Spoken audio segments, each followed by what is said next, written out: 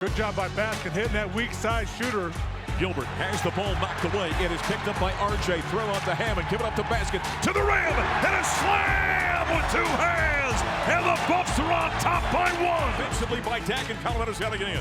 Ruffin drives by Lipsy. To Baskin for the tomahawk jam. Throw it down, big man.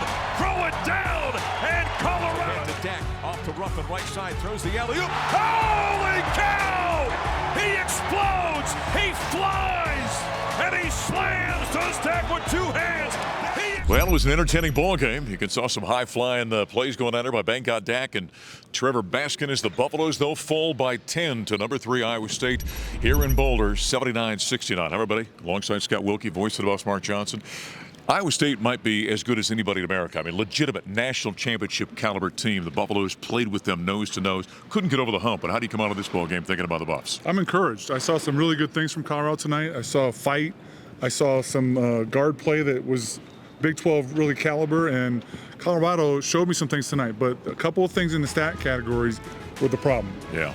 Buffs gave up 20 offensive rebounds, second chance points, and then had, 19 turnovers and points off turnovers. Those are two areas this team continues to struggle with. Yeah, and give Iowa State credit for some of that, but you can't let that happen against a team in your home court. So those two categories have to be better. Yeah, they've got to get better in that regard. ISU comes in with what I think is one of the better, maybe, backcourts in America. And we saw R.J. Smith and Julian Hammond go out. Julian had 21. R.J. had a career-high 14 points. They matched them play for play, didn't they? Hey, they held their own. They shouldn't be hanging their head at all. And Julian Hammond in particular was great. No turnovers. None of those 19 were his, and he shot the ball really well as well.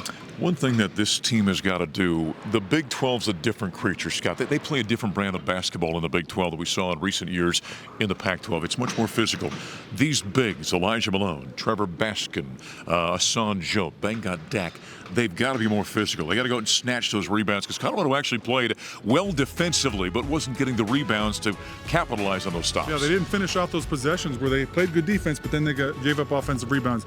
You got to play with a little bit of edge. You got to have some attitude. You got to be physical and say, that rebound is mine. I'm going to fight the guy for it. This league is going to be a gauntlet, isn't it? I mean, every night you're going to have wars like this. It's going to be tough. And, we were saying on the air tonight, in the Pac-12, once in a while you kind of had a game where, not a night off. Yeah, almost not a night off, but there's nothing like that in the Big 12. And especially when you go on the road, it's really tough to win on the road. When we're talking about giving up offensive rebounds like they surrendered 20 tonight, is that a physical thing? Is it a mental thing? I think it's a combination of those.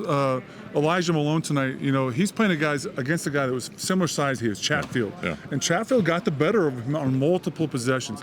You got to take a foul sometimes. You got to just knock a guy on the floor and say, I'm not putting up with this anymore. There's a tendency a lot of times when you get a box out, you get that box on a guy, you wait on a rebound. You can't do that in this league. It's you get a contact and then you go get it with two hands. Yeah. And if you can't get it, try to knock it to your teammate, knock it out of bounds. Anything you can to keep it out of the other guy's hands. And again, Iowa State might be the best in the league, maybe as good as anyone in the country at doing this, but being strong with the basketball.